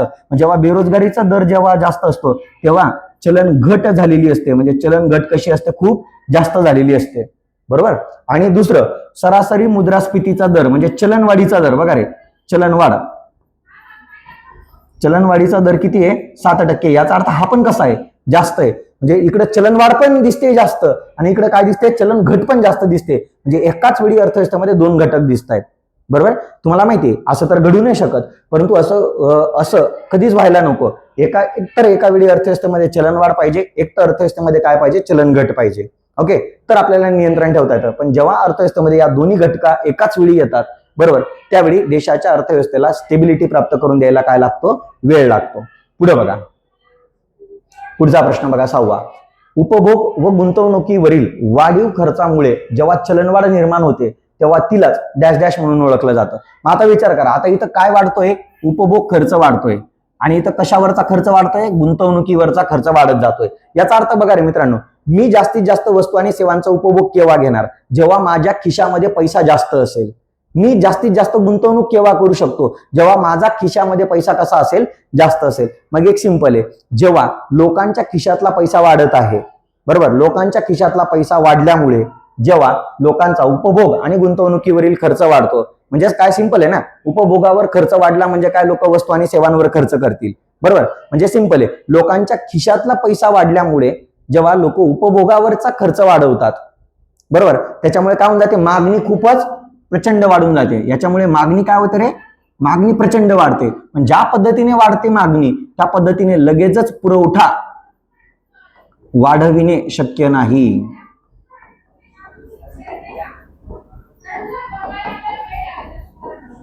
लगेचच पुरवठा वाढवणं काय नाहीये, शक्य नाहीये. मग लक्षात घ्या की जेव्हा पुरवठा वाढवणं शक्य नसतं बरोबर आणि मागणी खूप उच्च झालेली असते तेव्हा देशामध्ये काय निर्माण होते, चलनवाढ निर्माण होते. ही जी कन्सेप्ट आहे या कन्सेप्टला काय म्हटलं जातं, तर आता मला सांगा मित्रांनो, इथं कोणामुळे चलनवाढ निर्माण झाली? पुरवठ्यामुळे चलनवाढ निर्माण झाली का मागणीमुळे चलनवाढ निर्माण झाली? तर मागणीमुळे निर्माण झाली. बरोबर. मग इथं पर्याय बघा की जिथं मागणी नाव दिसेल त्याला टिक करून मोकळं होऊन जा. बरोबर. मला सांगा इथं काय दिसतंय? मागणीजन्य महागाई झालं. डिमांड पुल केलं. डिमांडने काय केलं? पुल केलं. पुल केलं म्हणजे काय? ओढून घेतली. डिमांडने काय केली? महागाई ओढून घेतलेली आहे. ओके. यालाच म्हटलं आता डिमांड पुल इन्फ्लेशन. मागणी जी आहे ती चलनवाढीला काय करते? ओढत आहे. बरोबर. मागणी वाढल्यामुळे देशामध्ये चलनवाढ निर्माण होत आहे. ओके. पुढे बघा. समजलंय? ज्याला म्हटलं आता डिमांड पुल इन्फ्लेशन. आणि ही डिमांड मागणी कशामुळे वाढू शकते? तर ही जी मागणी आहे ही देशामध्ये पतनिर्मितीमध्ये वाढ झाल्यामुळे निर्माण होऊ शकते. पतनिर्मितीत वाढ झाल्यामुळे मागणी अर्थव्यवस्थेमध्ये वाढू शकते. बँका जेवढ्या जास्त पतनिर्मिती करतील तेवढा पैसा अर्थव्यवस्थेमधला वाढून, लोकांच्या खिशातला पैसा वाढून अर्थव्यवस्थेमध्ये काय निर्माण होणार? महागाई निर्माण होणार. ओके. पुढचं बघा. पुढचा प्रश्न बघा. ओके. जेव्हा पुरवठ्यामध्ये अचानक खूप तीव्रतेने घट येते परंतु मागणी आपल्या जुन्या स्तरावर स्थिर असते. म्हणजेच काय झालेलं? पुरवठा अचानक कमी झाला पण मागणी तेवढीच आहे. आधी जेवढी मागणी होती तेवढीच मागणी आहे. ओके. अशी स्थिती पुरवठ्याचे अवरोध म्हणजेच काय? पुरवठ्यामध्ये जेव्हा अवरोध निर्माण होतो, जोखीम निर्माण होते किंवा कुव्यवस्थापन मिसमॅनेजमेंट जेव्हा होतं त्यामुळे जेव्हा अशी परिस्थिती निर्माण होते अर्थव्यवस्थेमध्ये तेव्हा तिला डॅश डॅश नावाने ओळखलं जातं. मग लक्षात ठेवा मित्रांनो की जेव्हा ही एक कन्सेप्ट आहे की जेव्हा अर्थव्यवस्थेमध्ये काय होतं? संरचनात्मक गोष्टींमुळे, आता हा संरचनात्मक गोष्टी आहेत ना, पुरवठ्यामध्ये अचानक घट होणं किंवा रिस्क निर्माण होणं, कुव्यवस्थापन मिसमॅनेजमेंट, याच्यामुळे काय होतं रे मित्रांनो? लक्षात ठेवा की जेव्हा अर्थव्यवस्थेमध्ये संरचनात्मक गोष्टींमुळे काय निर्माण होते? महागाई निर्माण होते. कारण की पुरवठ्यामध्ये अचानक काय होऊन गेली? घट होऊन गेली. मग अचानक तर पुरवठ्यामध्ये घट नाही ना होऊ शकत. बरोबर. पुरवठा तर दररोज डे बाय डे सुरूच असतो. त्याच्यामुळे जेव्हा अचानक पुरवठ्यामध्ये खूप तीव्रतेने घट होते तर ही घट कशामुळे होणार आहे? मिसमॅनेजमेंटमुळे होणार आहे. बरोबर. आणि जेव्हा हे घडल्यामुळे अर्थव्यवस्थेमध्ये काय येते? महागाई निर्माण होते. तेव्हा अशा प्रकारच्या महागाईला काय म्हटलं जातं? संरचनात्मक मुद्रास्फीती, स्ट्रक्चरल इन्फ्लेशन किंवा यालाच बॉटलनेक इन्फ्लेशन सुद्धा म्हटलं जातं. यालाच बॉटलनेक इन्फ्लेशन असं देखील म्हटलं जातं. बॉटलनेक इन्फ्लेशन तुम्हाला माहिती आहे ना? बॉटलचं वरचं तोंड कमी असतं आणि खालचं कसं असते? भाग जास्त असतो. बरोबर आहे का नाही? म्हणजे इथं मागणी कशी आहे? जास्तच आहे. बरोबर. पण पुरवठा काय होऊन गेला? अचानक कमी होऊन गेला. बरोबर. त्याच्यामुळे याला बॉटलनेक इन्फ्लेशन म्हणतात. बॉटलची नेक जशी राहते ना, बरोबर, खाली भाग कसा असतो? जास्त असतो. वरचा भाग कसा राहतो? छोटा राहतो. याच्यामुळे याला काय म्हटलं जातं? बॉटलनेक इन्फ्लेशन म्हटलं जात असतं. ओके. कन्सेप्ट क्लिअर करून घ्या. ओके. पुढे बघा. प्रत्येक कन्सेप्ट क्लिअर करणारे फक्त प्रत्येक त्या कन्सेप्टसाठी मी स्पेसिफिक प्रश्न तयार केलेला आहे म्हणून मी बाकीचे पर्याय एक्सप्लेन करत नाहीये. ओके. पुढे बघा. खालीलपैकी कोणते चलनवाढीचे उत्पादनावरील परिणाम आहे? म्हणजे चलनवाढ निर्माण झाल्यामुळे उत्पादनावर काय परिणाम निर्माण होऊ शकतो? उत्पादन वाढीच बरोबर. चलनवाढीमुळे उत्पादनावर काय परिणाम निर्माण होऊ शकतो त्यावर आपल्याला प्रश्न विचारण्यात आलेला आहे. ओके. मला सांगा मित्रांनो, जेव्हा चलनवाढ निर्माण होते तेव्हा संसाधनांचा योग्य वापर केला जाईल का? नाही. उलट संसाधनांचा कसा वापर केला जाणार? अयोग्य वापर केला जाणार. जास्तीत जास्त नफा कमवायचा आहे ना. बरोबर. जेव्हा चलनवाढ निर्माण होते तेव्हा जे उद्योजक असते त्यांना प्रॉफिट पण कसा प्राप्त होत असतो? जास्तीत जास्त. बरोबर. मग एक सिंपल आहे, जास्तीत जास्त नफा कमवण्यासाठी ते संसाधनांचा योग्य वापर करतील का अयोग्य वापर करतील? अयोग्य वापर करतात. म्हणून पहिलं ऑप्शन येणार नाहीये. ओके. दुसरं बघा. भांडवल निर्मितीच्या प्रक्रियेवर प्रतिकूल परिणाम होतो. आता तुम्हाला माहिती आहे मित्रांनो, ही भांडवल निर्मिती केव्हा जास्त होणार आहे? भांडवल निर्मिती केव्हा जास्त होणार? जेव्हा गुंतवणूक जास्त होणार. बघा बरं का. जेव्हा गुंतवणूक कशी होणार? जास्त. गुंतवणूक केव्हा जास्त होते? जेव्हा लोकांची बचत कशी होणार? जास्त. बचत जास्त तर गुंतवणूक जास्त. गुंतवणूक जास्त तर भांडवल निर्मिती जास्त. ओके. बट विचार करा, आता चलनवाढ निर्माण झालेली आहे. बरोबर. चलनवाढीमुळे लोकांच्या खिशातला पैसा वाढलेला आहे आणि लोक खर्च कसा करतायत? जास्तीत जास्त. मग लोकांचा खर्च जास्त असेल तर लोकांची बचत काय होणार? लोकांची बचत काय होणार आहे? कमी होणार, बचत कमी झाली तर पुढे जाऊन गुंतवणूक कमी होणार, आणि गुंतवणूक कमी झाली तर भांडवल निर्मिती पण काय होणार, कमी होणार. म्हणजे झाला का भांडवल निर्मितीवर प्रतिकूल परिणाम झाला. ओके, म्हणजे ब स्टेटमेंट आपलं येणार आहे. ओके, मग आता अ स्टेटमेंट नाहीये म्हणून अ स्टेटमेंट वाले स्टेटमेंट डिलीट करून टाका. तिसरा तर ऑप्शन येणार नाही, इथं अ दिसतोय, वरील सर्व मध्ये सुद्धा ए असतो म्हणून हा पण पर्याय येणार नाही. म्हणजे 3 आणि पर्याय क्रमांक 4 तर आपला इलिमिनेट झालेला आहे. ओके, मग पुढे बघा, निकृष्ट दर्जाच्या वस्तूंची निर्मिती. बरोबर आहे, जास्तीत जास्त प्रॉफिट कमवण्यासाठी वस्तूंचा दर्जा काय करून टाकतील उद्योजक, कमी करून टाकेल, म्हणून निकृष्ट दर्जाच्या वस्तू तयार होतील.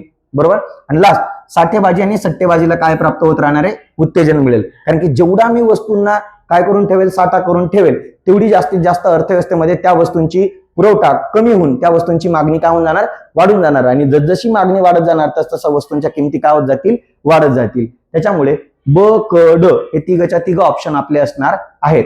बरोबर, आणि हाच चलनवाढीवरचा काय आहे, चलनवाढीमुळे उत्पादनावर होणारा काय आहे, परिणाम आहे. काय परिणाम होणार, भांडवल निर्मितीमध्ये घट घडून येणार, निकृष्ट दर्जाच्या वस्तूंची निर्मिती केली जाणार, आणि देशामध्ये साठेबाजी किंवा सट्टेबाजीला काय केलं जाणार, उत्तेजन दिलं जाणार, प्रोत्साहन दिलं जाणार आहे. ओके, पुढे बघा, पुढचा प्रश्न, 9वा प्रश्न, खालीलपैकी कोणते चलनवाढीचे परिणाम आहेत. ओके, मग चलनवाढीचे आपल्याला कोणकोणता परिणाम होतो चलनवाढीमध्ये, तर बघा, चलनवाढीच्या काळात ऋणकोंना नुकसान तर धनकोंना लाभ होतो. आताच आपण पहिल्या प्रश्नामध्ये चेक केलं होतं की जो ऋणक असतो, बघा बरं का, जो ऋणक असतो त्याला नुकसान होत नाही तर त्याला काय होतो, फायदा होतो. त्याला काय होतो, फायदा होतो. तर जो धनको असतो त्याला लाभ नाही होत तर त्याला काय होतो, तोटा होतो. कारण की जेव्हा ऋणको म्हणजे जो कर्ज घेतलेला आहे तो चलनवाढीच्या काळामध्ये जेव्हा धनकोला म्हणजे ज्याने कर्ज दिलेलं आहे त्याला कर्जाची परतफेड करतो, तेव्हा त्याने परतफेड केलेल्या पैशांचं मूल्य काय झालेलं असतं, चलनवाढीच्या काळात कमी झालेलं असतं. म्हणून धनकोला तोटा होतो तर ऋणकोला काय होतो, फायदा होतो. म्हणून इथं वाक्य चुकीचं दिलेलं आहे, ऋणकोला नुकसान तर धनकोला लाभ होतो. हे वाक्य काय आहे, चुकीचं आहे. पुढे बघा, देशी चलनाचा परकीय चलनाच्या संदर्भातील विनिमय दर कमी होतो. म्हणजेच काय होतं, रुपयाचा जो दर आहे हा इतर देशांच्या तुलनेमध्ये काय होत जातो, म्हणजे चलनाच्या स्वरूपात काय होत जातो, कमी होत जातो. म्हणजे फॉर आताच एक्झाम्पल घ्या की जो $1, बघा बरं का, जो $1 80 रुपयाला मिळत होता तोच डॉलर आज $1 किती रुपयाला मिळत आहे, 96 रुपयाला मिळत आहे. किती रुपयाला मिळत आहे, 96 रुपयाला मिळत आहे. मग कशामुळे निर्माण होतंय, तर सिंपल आहे की जेव्हा जेव्हा देशामध्ये चलनवाढ निर्माण होते, बरोबर, तर तेव्हा काय होऊन जातं की भारताचा जो रुपया आहे, बघा बरं का, जे देशी चलन आहे त्याचा भाव काय होऊन जातो, कमी होऊन जातं. पैशाचं मूल्य, रुपयाचं मूल्य काय होऊन जातं, कमी होऊन जातं, आणि इतर चलनांचं मूल्य काय होऊन जातं, वाढून जातं. म्हणून बघा, जो डॉलर 80 रुपयाला मिळत होता तोच डॉलर आता कितीला भेटायला लागला, 96 ला मिळायला लागला. म्हणजे रुपया स्वस्त झाला आणि डॉलर काय झाला, महाग झाला. मग ही कंडिशन होतच असते. म्हणून ब विधान काय आहे, अगदी करेक्ट आहे. दुसरं बघा, व्यवहार तोलाचं संकट दूर होतं. उलट मित्रांनो, हे दूर नाही होत, व्यवहार तोलाचं संकट निर्माण होतं. मग आता मला सांगा मित्रांनो, व्यवहार तोलाचं संकट म्हणजे काय, तर व्यवहार तोलाचं संकट म्हणजे काय, आपली आयात जास्त आणि निर्यात कमी होणं. मग मला सांगा मित्रांनो, का जास्त झाली, आता मला एक सांगा. बरोबर, मला एक सांगा, आता रुपयाचं मूल्य काय झालेलं आहे, बघा, व्यवहार तोलाचं संकट दूर होतं. ओके, एकच मिनिट, चलनवाढ निर्माण झालेली आहे. ओके, मग चलनवाढीमुळे वस्तूंची मागणी काय झालेली आहे, वाढलेली आहे. आणि ती मागणी पूर्ण करण्यासाठी देशामध्ये जास्तीत जास्त वस्तूंची काय होत असते, आयात होत असते. बरोबर, म्हणून आपली आयात काय होऊन जाते, वाढून जाते. बरोबर, आणि तेवढ्या प्रमाणामध्ये निर्यात वाढत नाही.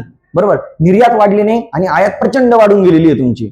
बरोबर, मग त्याच्यामुळे काय होणार, आयात जास्त, निर्यात कमी. म्हणून देशावरती उलट खिशातनं पैसा देण्याची काय येते, जेव्हा वेळ येते तेव्हा त्याला म्हणतो आपण व्यवहार तोलाचं संकट देशावर काय झालेलं आहे, निर्माण झालेलं आहे. मग उलट चलनवाढीच्या काळात व्यवहार तोलाचं संकट निर्माण होतं, ते कमी होत नाही. ओके, म्हणून क स्टेटमेंट काय आहे, चुकीचं आहे. ओके, पुढे बघा, चलनवाढीचा शेअर्स मधील गुंतवणूकदारांना काय होतो, फायदा होतो. यस, जसं चलनवाढ निर्माण होणार तसं शेअर्स मधली इन्व्हेस्टमेंट ज्यांनी केलेली आहे त्यांच्या कंपनीचे शेअर्सचं मूल्य काय होत जाणार, वाढत जाणार. आणि त्यामुळे त्यांच्या शेअरची किंमत वाढल्यामुळे त्यांना, हे जे गुंतवणूकदार आहे यांना काय होतो, फायदा होतो. म्हणजे ब आणि ड हे दोनच स्टेटमेंट करेक्ट आहे. अ आणि क काय आहे, चुकीचं आहे. असं पण आपण जर विचार केला तर अ स्टेटमेंट 100% चुकीचं होतं, म्हणून पहिला पर्याय इलिमिनेट करा, तिसरा पर्याय इलिमिनेट करा, आणि वरील सर्वमध्ये पण ए येतो म्हणून चौथा पर्याय इलिमिनेट करा. 3 पर्याय बघा. पहिलं स्टेटमेंट, बाकीचे स्टेटमेंट माहिती असो किंवा नसो, एका स्टेटमेंटमुळे त्याला इलिमिनेट करून दिलं, त्याच्यामुळे खालचे 3 पर्याय इलिमिनेट झाले, मग एकच पर्याय उरला, तेच उत्तर असणार आहे आपलं फक्त ब आणि ड. ओके, झालं क्लिअर. पुढे बघा आता 10वा प्रश्न बघा काय दिलेलं आहे. चलनवाढीवर नियंत्रण ठेवण्यासाठी खालीलपैकी कोणते चलनविषयक उपाय योजले जाऊ शकतात. आता चलनविषयक उपाय म्हटलेले, चलनविषयक उपाय म्हणजे हे कोणत्या बाजूने असतात, मागणीच्या बाजूने असतात. नीट लक्षात घ्या बरं का कन्सेप्ट, मागणीच्या बाजूने असतात. आणि मागणीची बाजू कोण कंट्रोल करतं, आरबीआय. आणि आरबीआय त्यासाठी कोणतं धोरण जाहीर करते, मौद्रिक धोरण जाहीर करते. कोणतं धोरण जाहीर करते, मौद्रिक धोरण जाहीर करते. आणि हे मौद्रिक धोरणाद्वारे कशावर नियंत्रण ठेवलं जातं, पतनिर्मितीवर. पतनिर्मितीवर काय ठेवलं जातं, नियंत्रण ठेवलं जातं. ओके, समजलं. या शब्दाचा अर्थ कोणत्या शब्दाचा, चलनविषयक उपाय. चलनविषयक उपाय म्हणजे कोणते, बरोबर. तर चलनविषयक उपाय म्हणजे जे मागणीच्या बाजूने असते, म्हणजे पैशांच्या बाजूने. चलनविषयक उपाय म्हणजे काय, पैशामुळे जेव्हा महागाई निर्माण होते, अर्थव्यवस्थेमधला पैसा वाढला म्हणजे महागाई निर्माण होते, यालाच चलनविषयक म्हटलं जातं, बरोबर. मग जेव्हा अर्थव्यवस्थेमधला पैसा वाढून महागाई निर्माण होते तेव्हा तिला कंट्रोल करण्याचं काम हे मागणीच्या बाजूने असतं. मागणी कमी झाली पाहिजे, आणि ही मागणी कमी करण्यासाठी आरबीआय कोणतं धोरण जाहीर करते, मौद्रिक धोरण जाहीर करते. आणि मौद्रिक धोरणाअंतर्गत कशावर नियंत्रण ठेवलं जातं, पतनिर्मितीच्या प्रक्रियेवर नियंत्रण ठेवलं जातं, बरोबर. मग आता आपण जाऊया की आपल्याला असे पर्याय शोधायचे आहे. हे 4 पर्याय जे दिलेले आहेत, स्टेटमेंट जे दिलेले, त्याच्यामध्ये असा पर्याय शोधायचा की जो आरबीआय कंट्रोल करते. ज्या गोष्टी आरबीआय कंट्रोल करत नाही त्या गोष्टी याच्यामध्ये येणार नाहीत. मला सांगा, करांमध्ये वाढ करणं आरबीआयचं काम आहे का, नाही. हे काम कोणाचं आहे, गव्हर्नमेंटचं आहे. म्हणजे हा पर्याय येईल का, अजिबात येणार नाही. मी तुम्हाला काय सांगितलं, असा पर्याय शोधायचा जो कोण कंट्रोल करणार आहे, आरबीआय. मग मला सांगा, करांमध्ये वाढ करणं काम काय आरबीआयचं का, नाही. कोण करतं, सरकार, म्हणून तो पर्याय येणार नाही. दुसरं, शिल्लकीचा अंदाजपत्रक मांडणे, सरप्लस बजेट मांडणे. आता मला सांगा मित्रांनो, सरप्लस बजेट कोण मांडतं, आरबीआय मांडतं का सरकार मांडते, अगेन कोण मांडतं, गव्हर्नमेंट मांडते. म्हणजे अ आणि क ऑप्शन येईल का, येईल का, नाही येणार. मग अ वाला पर्याय इलिमिनेट करा, क वाला पर्याय इलिमिनेट करा, इथं क दिसतो त्याला इलिमिनेट करा, झाले, संपला विषय. 3 पर्याय तुमचे इलिमिनेट होऊन गेले. इलिमिनेशन मेथडचा यूज केला, कन्सेप्ट समजला असेल तर इलिमिनेशन मेथड यूज करता येणार. कन्सेप्ट क्लिअर असला तर तुम्ही लगेच सांगू शकता चलनविषयक उपाय आरबीआय पाहिजे, जिथं गव्हर्नमेंट तो पर्याय येणार नाही. मग संपला विषय. मग मला सांगा, नोटबंदी कोण करतं रे, नोटबंदी कोण करतं, आरबीआय करते, बरोबर. पतनियंत्रण कोण करतं, आरबीआय करते. म्हणजे या दोन्ही गोष्टी कोण करतंय, आरबीआय करते, म्हणून ब आणि ड त्याचा ऑप्शन असणार आहे. झालं क्लिअर, झालं क्लिअर. एकदम सिंपल कन्सेप्ट. पण बघा किती एक छोटासा वाक्य तुमचं किती मोठं कन्फ्युजन दूर करते. कन्सेप्ट क्लिअर पाहिजे यासाठी. ओके, पुढचा प्रश्न बघा 11वा प्रश्न. खालीलपैकी कोणत्या चलांमधील संबंध दर्शवण्यासाठी फिलिप्स वक्रचा वापर केला जातो. जो फिलिप्स कर्व आहे, हा फिलिप्स कर्व काय इंडिकेट करतोय बघा. एका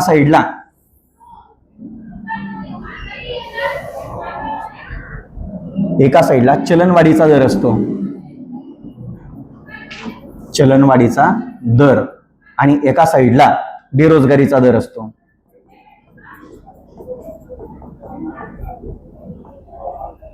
ओके, आणि हा ग्राफ असा येतो.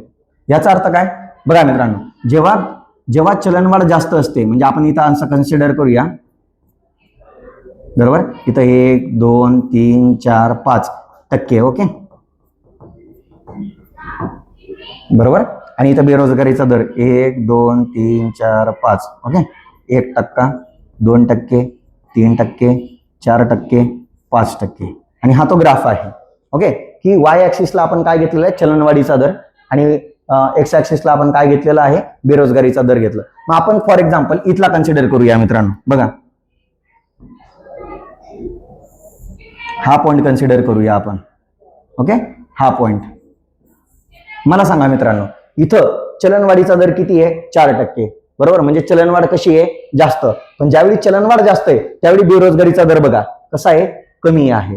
म्हणजे ज्यावेळी चलनवाढ जास्त असते देशामध्ये त्यावेळी रोजगार निर्मिती वाढते, बेरोजगार निर्मिती म्हणजे जी बेरोजगारी आहे ती बेरोजगारीचा दर काय होत जातो, कमी कमी होत जातो. रोजगार निर्मितीचा दर वाढत जातो आणि बेरोजगारीचा दर काय होत जातो, कमी कमी कमी होत जातो. म्हणजे बघा, जेव्हा चलनवाढ जास्त, बेरोजगारी कमी. आता उलट बघा, इथं बघा आपण हा पॉइंट बघा,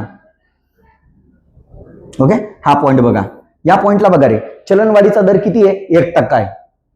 म्हणजे चलनवाढ देशामध्ये कशी होते, फार कमी आहे, मंदी सदृश्य परिस्थिती आहे देशामध्ये. आणि त्यावेळी बेरोजगारीचा दर बघा 5%च्या घरात आहे. याचा अर्थ काय, जेव्हा चलनवाढीचा दर कमी असतो तेव्हा बेरोजगारीचा दर कसा असतो, जास्त असतो. मग हा जो कर्व आहे, या कर्वलाच कोणता कर्व म्हटला जातो, फिलिस कर्व म्हटला जातो. मग फिलिस कर्व मध्ये दोनच घटक मोजतो, चलनवाढीचा दर आणि बेरोजगारीचा दर. म्हणजे इथं चलनवाढ आणि बेरोजगारी दिसेल त्याला मोकळं करून टाका. बघा, कर आणि महागाई, करांचा संबंध येत नाही, रोजगार आणि महागाई याचा संबंध येत नाही, जीडीपीचा तर संबंधच येत नाही. मग उरला काय बघा, बेरोजगारी पण दिसते आणि महागाईलाच आपण काय म्हणतो, चलनवाढ म्हणतो. झालं, पर्याय क्रमांक किती येणार आहे, 4 येणार आहे. पुढचा कन्सेप्ट बघा, सेकंड लास्ट क्वेश्चन. जिफेन वस्तू म्हणजे अशा वस्तू की, आता आपल्याला सगळ्यात पहिले हा कन्सेप्ट माहिती पाहिजे, जिफेन गुड्स काय असतात. ओके, बघा, जिफेन गुड्स, फॉर एक्झाम्पल नाशिककर हे उदाहरण खूप भारी समजू शकतात. ओके, मला सांगा मित्रांनो की नाशिकमध्ये सर्वात जास्त उत्पादन कशाचं येतं, कांद्याचं उत्पादन येतं. कांद्याचं उत्पादन नाशिकमध्ये कसं येतं, सगळ्यात जास्त येतं. ओके, आणि आपल्या सगळ्या नाशिक जिल्ह्यामध्ये सर्वात जास्त कांदा खाल्ला जातो. ओके, मग मला सांगा मित्रांनो, मला एक सांगा, जेव्हा कांद्याचा भाव वाढतो, कांद्याचा भाव काय होतो, वाढतो, बरोबर. तर आता एक जनरल विचार करा की नाशिक जिल्ह्यामधल्या फॅमिलीज काय विचार करतील. त्यांना कांदा तर दररोज लागतो, प्रत्येक भाजीमध्ये त्यांना कांदा लागतो. मग तो काय विचार करेल, अरे कांद्याचा भाव वाढतोय, कांद्याचा भाव अजून जास्त वाढायला नको, यासाठी ते कांद्याची खरेदी कशी करून टाकतील, जास्तीत जास्त कांद्याचा स्टॉक करून ठेवतील. बरोबर, म्हणजे कांद्याची खरेदी कशी करतील ते, जास्तीत जास्त. पण मला सांगा मित्रांनो, भाववाढ झालेली, याचा अर्थ कांद्याचा भाव काय झालेला आहे, वाढून गेलेला आहे. मग जेव्हा कांद्याचा भाव वाढलेला आहे, म्हणजे जेव्हा देशामध्ये एखाद्या वस्तूची किंमत खूप जास्त झालेली असते, त्यावेळी उलट सर्वसामान्य परिस्थितीमध्ये काय म्हणतो की ज्या वस्तूची किंमत जास्त असते तिला मागणी कशी असते, कमी असते. बरोबर ना, ही सर्वसामान्य स्थिती असते की ज्या वस्तूची किंमत वाढत जाणार त्या वस्तूची मागणी काय होत जाणार, कमी कमी कमी कमी होत जाणार. पण इथं उलट झालं, इथं त्या वस्तूची किंमत काय होत जाते, वाढत जाते. पण तेव्हा त्या वस्तूची किंमत वाढत जात असल्याबरोबर त्या वस्तूची मागणी कमी व्हायला पाहिजे, पण तसं होतंय का, नाही होते. उलट लोकांना असं वाटतंय आणखी जास्त कांद्याची किंमत वाढू नये, यासाठी ते कांद्याची मागणी आणखी काय करताय, जास्तीत जास्त करतायत. म्हणजे कांद्याची खरेदी कशी करतील, जास्तीत जास्त करतील. म्हणजेच एकाच वेळी बघा बरं का, एकाच वेळी अधिक किमतींना, बघा बरं का, अधिक किमतींना ज्यांची मागणी वाढते, म्हणजे जसजशी वस्तूंची किंमत वाढत जाणार तसं त्या वस्तूची मागणी पण काय होत जाणार, वाढत जाणार. मात्र कमी किमतींना त्यांची मागणी काय होत जाते, कमी होत जाते. का बरं, आता माहितीये ना, कांदा स्वस्त झालेला आहे, याचा अर्थ काय, कांदा स्वस्त झालेला आहे याचा अर्थ आपण दररोज खरेदी करू शकतो, त्याचा भाव वाढत नाहीये म्हणून त्याची जास्त आपल्याला गरज येणार नाही. म्हणून जास्त किमतींना त्यांची मागणी जास्त असते, कमी किमतींना त्यांची मागणी काय होऊन जाते, कमी होऊन जाते. अशा वस्तूंनाच कोणत्या वस्तू म्हटलं जातं, जिफेन गुड्स म्हटलं जातं. मग इथं बघा, अधिक किमतींना त्यांची मागणी कमी होते, नाही, उलट जेवढी किंमत वाढेल तेवढं त्यांचं काय होणार, मागणी पण वाढेल. म्हणून हा दुसरा पर्याय येणार नाही. इथं म्हटलं किमतींमधील बदलाने त्यांच्या मागणीत काही बदल होत नाही, उलट हे तर चुकीचं आहे.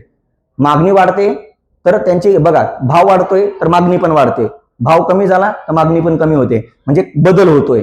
मग इथं म्हटलं काहीच बदल होत नाही, विधान चुकीचं आहे. आणि ज्यांचा पुरवठा कमी असतो, नाही, असं तर अजिबात नाहीये. म्हणून पर्याय क्रमांक किती येणार आहे, 1 येणार आहे. ओके, साधा सिंपल कन्सेप्ट होता. आणि पुढचा कन्सेप्ट बघा काय आहे, खालीलपैकी कोणते विधान एंजलच्या नियमाचे सर्वात चांगल्या पद्धतीने स्पष्टीकरण देते.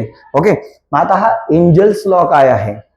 ओके, एंजल्स लॉ काय म्हणतोय की जसं घरगुती उत्पादन वाढत जातं, म्हणजे कुटुंबांचं उत्पन्न जसं वाढत जातं तसं कुटुंब अन्नावरचा खर्च करत असलेल्या उत्पन्नाची टक्केवारी काय होत जाते, कमी होत जाते. बघा ना मित्रांनो, माझं उत्पन्न 50,000वरनं 1,00,000 झालं, मी तर काय दररोज सोनं नाही ना खाणार आहे, बरोबर आहे ना. तर अन्नासाठी मी आज जेवढा खर्च करतोय तेवढाच खर्च माझा केव्हा राहणार आहे, जेव्हा माझा पगार 1 लाख उद्या, नाही तर महिन्याला 2 लाख उद्या. माझा पगार महिन्याला 2 लाख झाल्यामुळे मी काय सकाळ संध्याकाळ पावशर ग्राम काय दही खाणार का, किंवा पावशर ग्राम काय मी सकाळ संध्याकाळ पनीर खाणार आहे का? नाही ना. मग एक सिंपल आहे, जेवणाला जेवढा खर्च येतो बरोबर, तेवढाच खर्च आपला पगार वाढ झाल्यानंतर सुद्धा राहतो. बरोबर, फारसा खर्च वाढत नाही. उलट पगार वाढ झाल्यावर आपण काय करतो, अन्नावरचा खर्च कमी करत चालतो आणि इतर जे आपल्या आवश्यक वस्तू आहे, म्हणजे जसं फॉर एक्झाम्पल मी काय करेल, अन्न घटकावर होणारा खर्च उलट कमी करेल. आणि मी काय करेल, मी काय विचार करेल, अरे माझा पगार वाढलाय तर माझ्या पोराला चांगल्या शाळेत शिकायला टाकलं पाहिजे. माझा पोरग जर आजारी पडलं किंवा माझ्या फॅमिलीमधला एखादा मेंबर आजारी पडला तर मी सरकारी दवाखान्याच्या ऐवजी एखाद्या खाजगी दवाखान्यामध्ये जाऊन चांगला उपचार घेऊ शकतो. म्हणजेच काय, जेव्हा पगारात वाढ होते तेव्हा अन्न घटकांवरचा खर्च कमी होतो आणि इतर घटकांवरचा खर्च काय होऊन जातो, वाढत जातो. बरोबर, या कन्सेप्टला काय म्हटला जातो, एंजलचा नियम म्हटला जातो. काय की जेव्हा देशामध्ये घरगुती लोकांचं म्हणजे कुटुंबांचं उत्पन्न वाढत जातं तेव्हा कुटुंब अन्नावरचा खर्च काय करतात, कमी करतात आणि इतर जीवनावश्यक वस्तूंवरचा खर्च काय करून देतात, वाढवून देतात. या नियमालाच कोणता नियम म्हटला जातो, एंजलचा नियम म्हटला जातो. बरोबर, तर अर्नेस्ट एंजल यांनी हा कन्सेप्ट काय केलेला होता, मांडलेला होता. आपल्याला माहिती पाहिजे.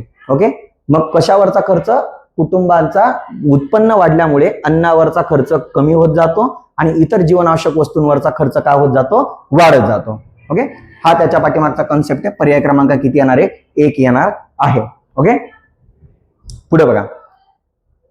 तर एवढे प्रश्न होते मित्रांनो, एवढे प्रश्न आपल्याला समजून घ्यायचे होते. ओके, मग या प्रश्नामधून 100% तुम्हाला सगळ्या कन्सेप्ट क्लिअर झाल्या असतील. ओके, या कन्सेप्टच्या व्यतिरिक्त तुम्हाला बाहेर दुसरं तिसरं काही करण्याची गरज येणार नाहीये आणि मी ज्या गोष्टी पाठ करायला लावलेल्या आहेत तेवढ्या गोष्टी पाठ करून टाकायच्या आहे. ओके, आता सगळ्यात महत्वाची सूचना की जे विद्यार्थी राज्यसेवा पूर्व परीक्षा 2027 ची तयारी करत आहे तर त्या विद्यार्थ्यांसाठी आपलं एऑन IAS अकॅडमीद्वारे एक समर्पण बँच लॉन्च करण्यात आलेली आहे 2027 ची तयारी करणाऱ्या विद्यार्थ्यांसाठी, की ज्यामध्ये आम्ही सर्व फॅकल्टीने 2-2, 3-3 वेळा जे इंटरव्ह्यू दिलेले आहेत असेच फॅकल्टी तुम्हाला prelims plus mains plus interview साठी तुम्हाला गायडन्स करणार आहे. ओके, तर ही बॅच तुम्हाला परचेस करण्यासाठी तुम्हाला काय करावं लागणार आहे बघा. या बॅच मध्ये तुम्हाला काय काय मिळणार आहे, तर या बॅचची जी व्हॅलिडिटी असणार आहे तुम्हाला लाईफ टाईम असणार आहे. त्याच्यामध्ये प्री प्लस मेन्स तुम्हाला काय केलं जाणार आहे, गायडन्स केलं जाणार आहे, प्रॉपर आन्सर रायटिंग करून घेतली जाणार आहे, PYQ अनालिसिस करून घेतलं जाणार आहे, टेस्ट सिरीज प्रोव्हाइड केली जाणार आहे, नंतर स्टडी मटेरियल प्रोव्हाइड केलं जाणार आहे, मेंटॉरशिप तुम्हाला इथं प्रदान केली जाणार आहे. ओके, आणि याच्यामध्ये संपूर्ण NCERTचं तुम्हाला कव्हरेज करून दिलं जाणार आहे.